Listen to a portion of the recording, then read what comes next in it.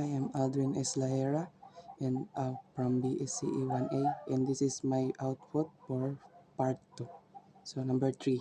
An arc in the form of a semi-ellipse has a span of 80 meter and its greatest height is 20 meter.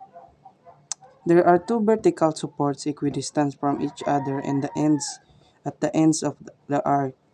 Find the height of the supports. So atong i-drawing ang iyang kuan, ang problem. So ingon nga semi-ellipse. So semi-ellipse siya kaana siya kung atong i-drawing. Then yung distance kay 80.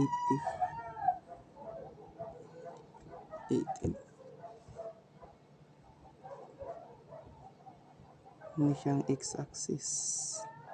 Then siya kay mao ni ang y-axis.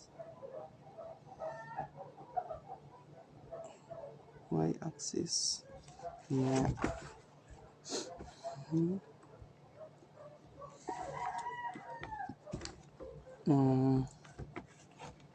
Na kani ang iyang duha ka vertical supports which is equidistant. Then ang ato ning house jud kani siya 80. So 80 na. Then ang ato nang tungaon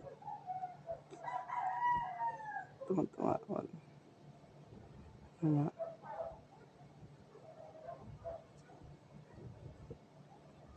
40. Then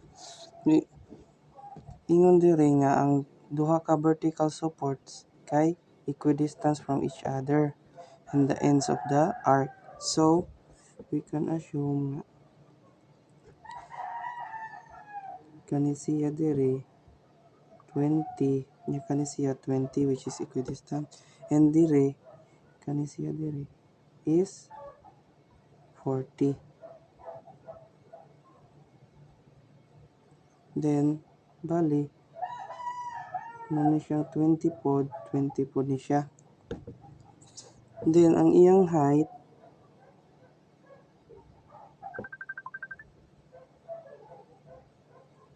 is equal to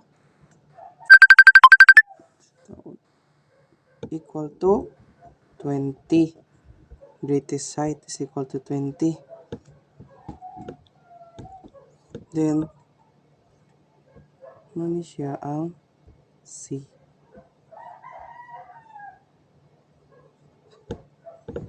Ano siya ang A. Ano siya ang A, C. Ano siya ang B. So na tayo drawing using the standard standard equation of a semi-ellipse, which is the x squared over a squared plus y squared over b squared is equal to 1. We can substitute the a and b to this equation. So let's proceed. X squared over 40 squared plus y squared mo na atong pangita mo ni siya ang y mo na ang height daw sa supports mo na atong gipangita. So bali ang y squared over b squared, ang b nato is ang height which is 20. So 20 squared is equal to 1. You can simplify that into x squared and 1,640 times times 2 times 2 times 2 40 squared 1600 plus y squared 20 squared is equal to 400. Copy this one. So, dere na. So, ang atong gipangita kay ang y. Then, mao ni siya ang x nato, ang 20. Kaya mao na ang ang kuan, kanang value sa kanang distance. Na-divide siya og 4, which is equidistant. So, we can assume that if x is equal to 20, then we can i-substitute nato diri 20 squared over 1600 plus y squared over 400 is equal to 1. Itong isolve. So, 400 over 1600 plus y squared over 400 is equal to 1.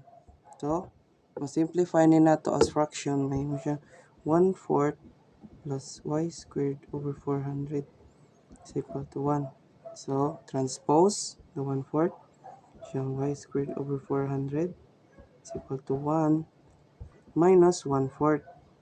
So, we also know that 1 can be 4 over 4 minus 1/4.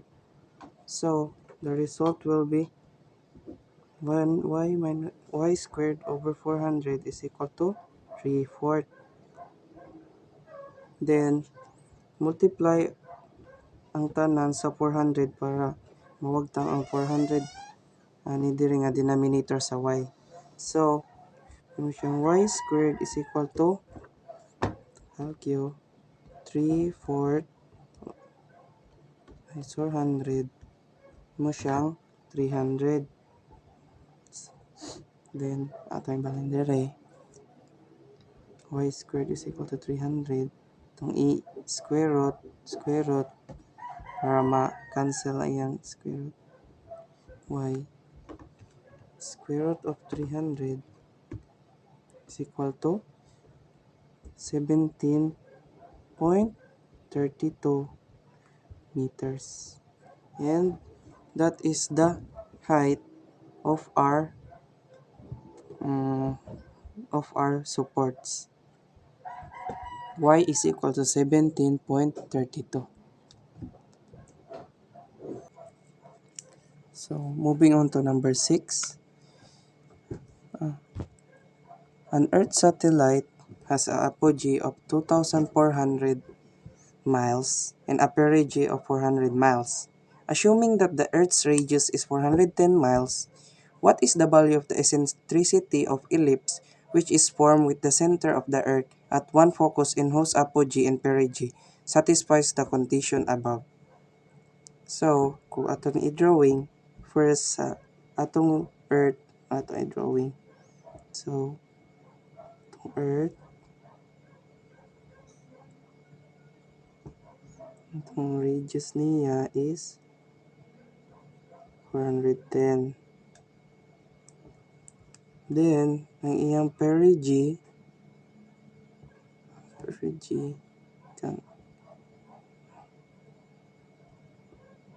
is 400 miles. Then, ang iyang apogee is straight.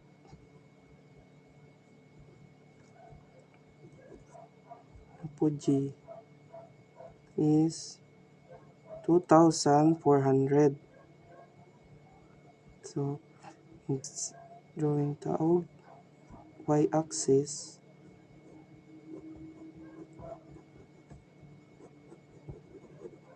ng our x-axis. Ano na kutob.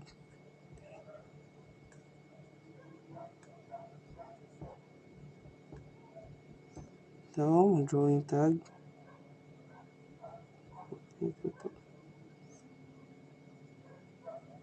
ang tag ellipse.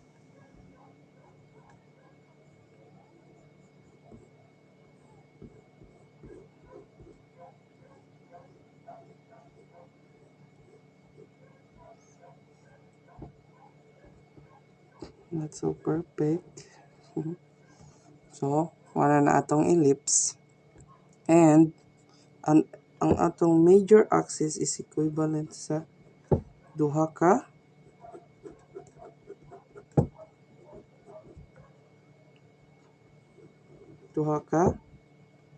A.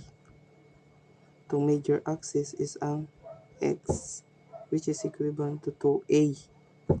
And, muna siya ang tunga. Tunga siya, duha siya ka A gitunga.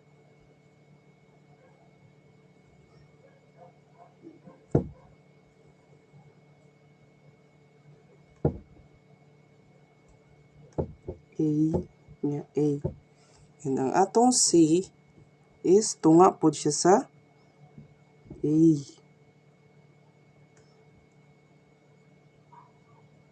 Siya, tunga na siya.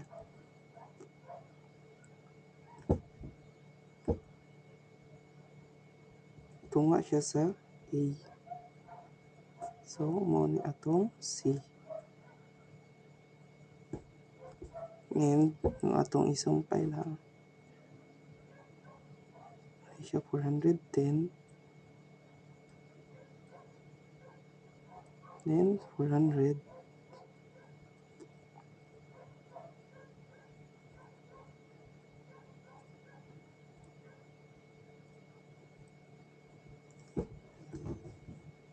So, nanatay drawing. Ang atong gipangita diri kay ang eccentricity.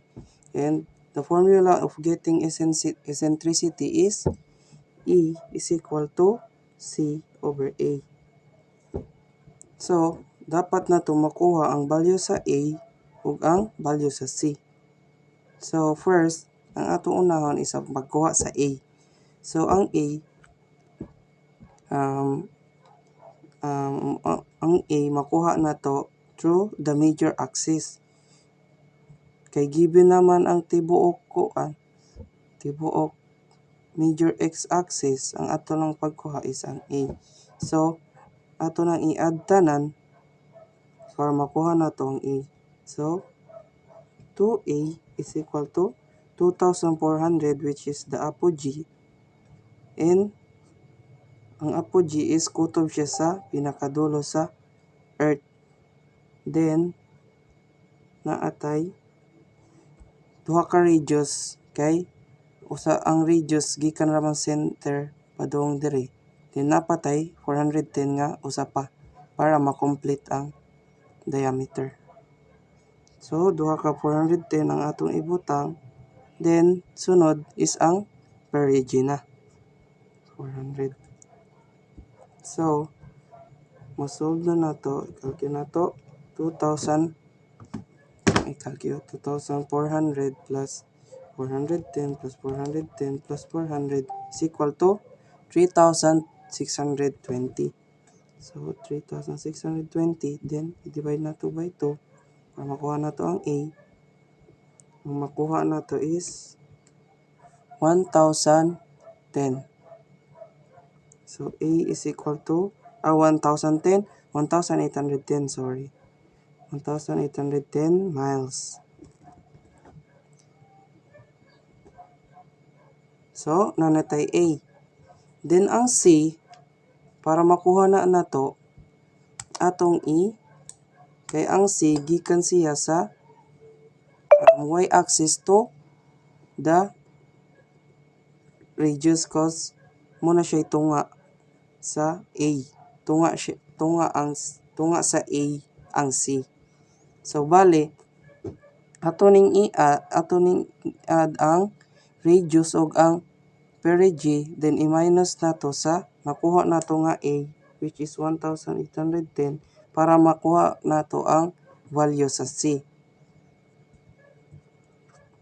So, C is equal to 1,810 minus Add sa na to, 410 plus 400. So, now na to ang naka-parenthesis, 1,810 minus 810. Then we will get the value of C, which is 1,000. So, now that we have the value of A and C, which is mao nang kinahanglan para sa pagkuha sa eccentricity, we can calculate the eccentricity. So, substitute lang ang A ug C.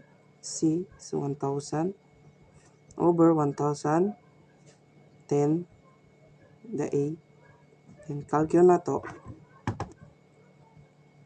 1,000 divided by 1,010 is equal to 2 decimal point. So, 0.55. And that is the value of the eccentricity of the ellipse. That's our final answer.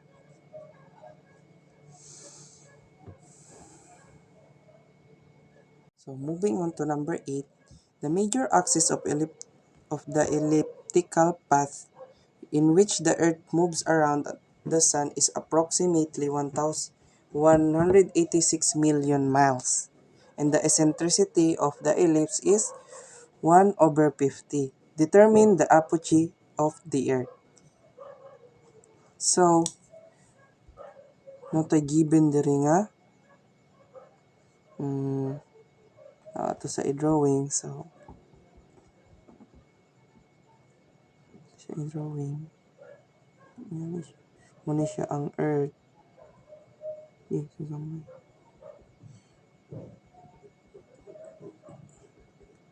Muna siya ang Earth. Then,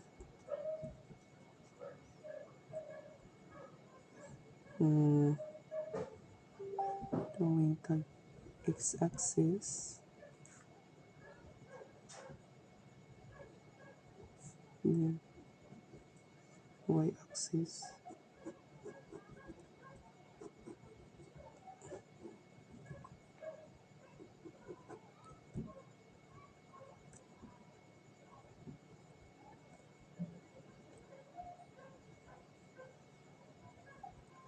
Ang tag-ellipse.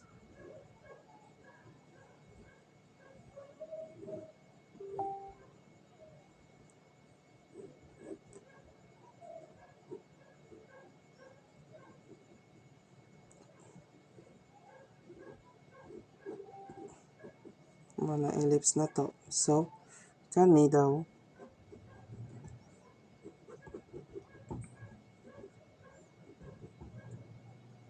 equal na siya sa ang major axis, which is 2a, and given na siya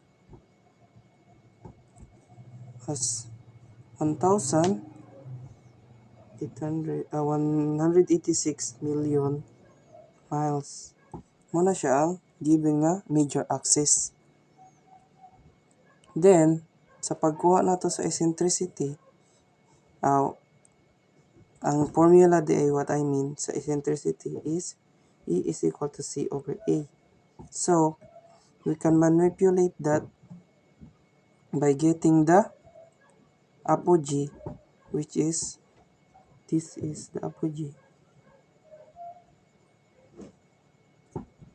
Yan siya ang apogee from the end of the Earth in the pinakadulo sa ellipse.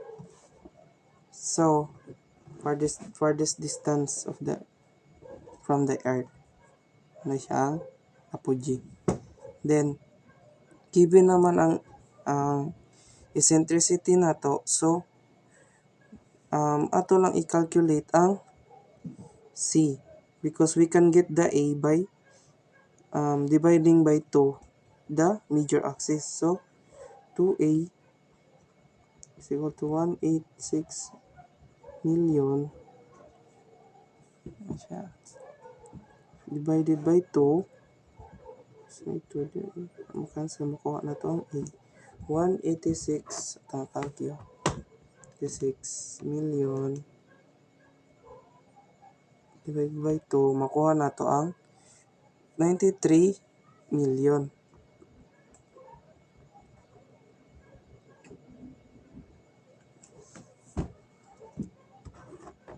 So, ang value sa atong A is 93 million. Siyang A. Hmm.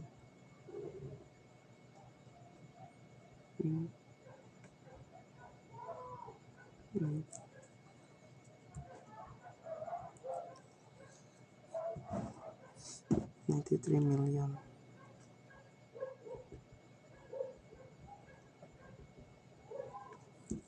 So, nanatay value sa E og sa A.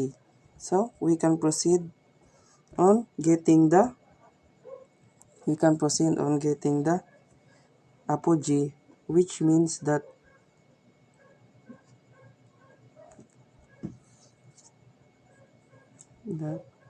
we will add the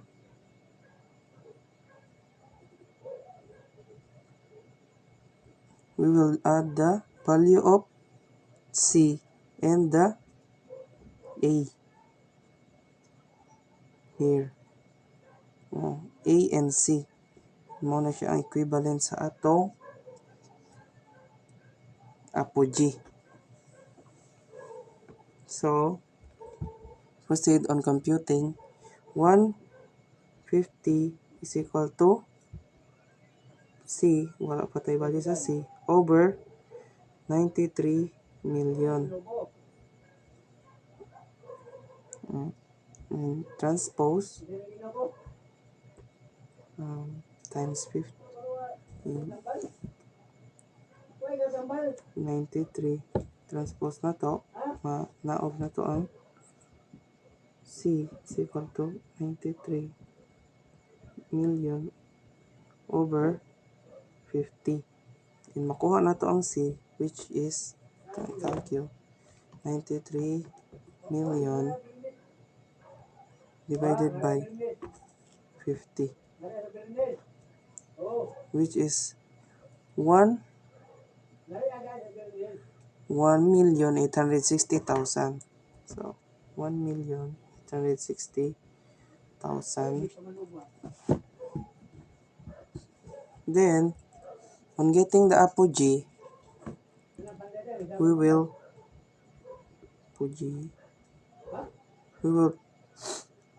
add the A and C, which consists the apogee here.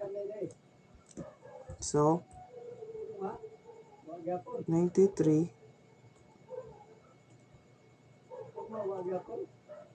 A plus the C here. 1,860,000. So, we will get the value of atong calculate plus 1,860,000. We will get the value of 94,860,000. 94,860,000 miles. And that is the value of our apogee. Mo ang final answer na to. 94,860,000 miles. Moving on to number 9. A hotel swimming pool has for its boundary a curve given by the equation x squared plus y squared equals 2x minus 4y plus 20, where the units are all in meters. Find the volume of water required to fill the pool to a depth of 1.5 meter. So, unahon na to ang equation sa circle na to.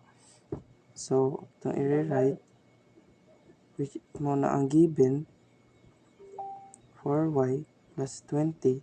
So, atong buhaton is atong i-rearrange para makuha nato ang general form sa iyang equation sa circle. So, siyang x squared plus y squared plus ang minus 2x plus 4y minus 20 is equal to 0.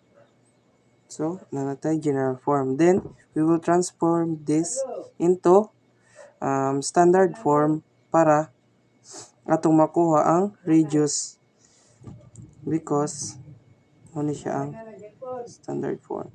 X plus h minus x minus h what I mean plus y minus k squared is equal to r squared. So we need the radius of the circle to para atong i-substitute sa pagkuha sa area sa kanang area sa the swimming pool. So we will transform this into general form by using the completing the square. So arrange sa nato x squared uba nato ang mag x 2x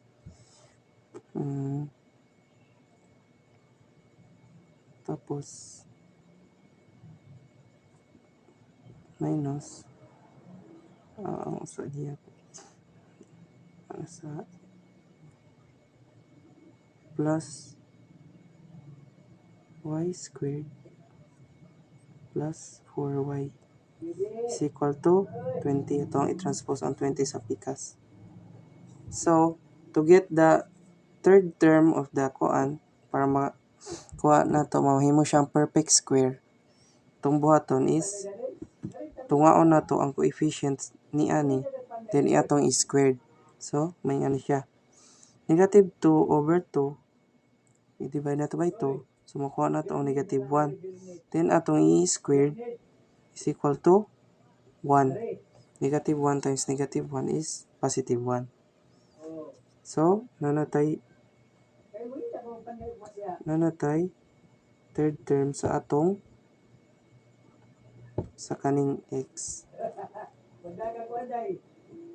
Then, sa diri na pod, so, kanina pod atong tungaon din squared ang coefficient. So, 4 divided by 2 is equal to 2.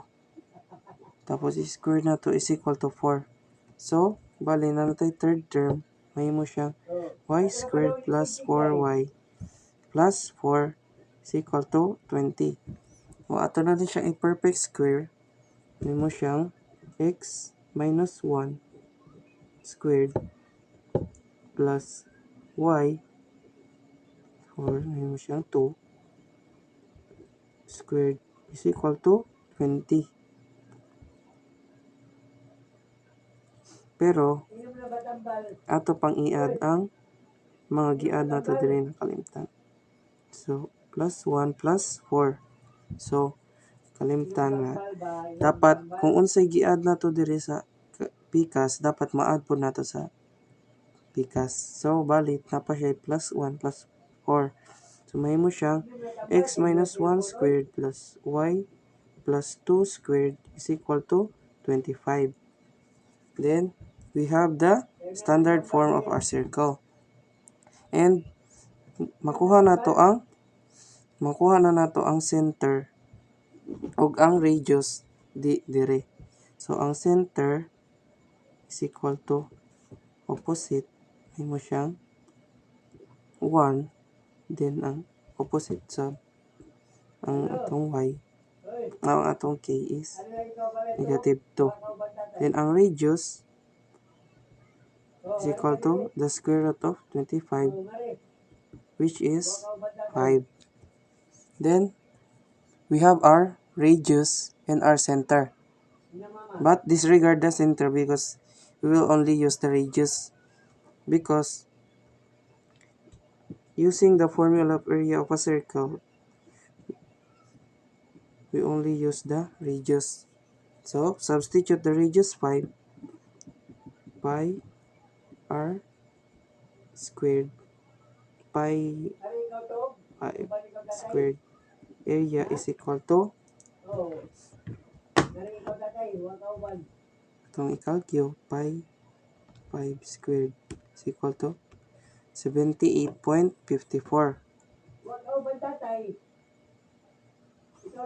or ato sang equivalent sa og pi 25 pi. So in getting the volume, given na sa ato ang iyang depth, and nakuha na sab nato ang atong area. So ang kuha na nato is i-times nato ang duha para makuha nato ang volume. Square na siya, meter. So ato na i-times 25 pagkuha sa volume is equal to area times the depth. So 25 pi times 1.5 is equal, itong i-calculate, 25 pi times 1.5, we will get the value of 117.81, round off to 2 decimal part. So 17